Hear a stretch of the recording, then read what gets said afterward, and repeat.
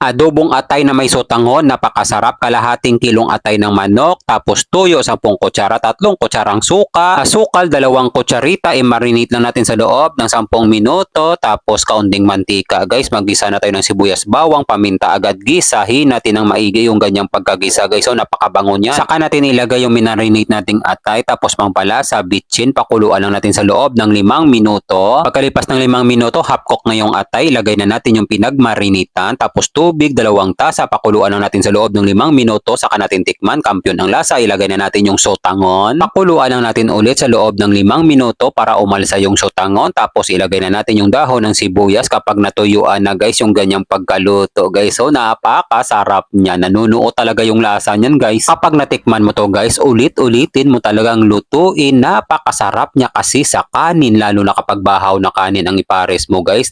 Talagang mapapasarap talaga ang kain mo. Kung mapadaan man sa'yo to, wala nang plano-plano, magluto ka na rin ito.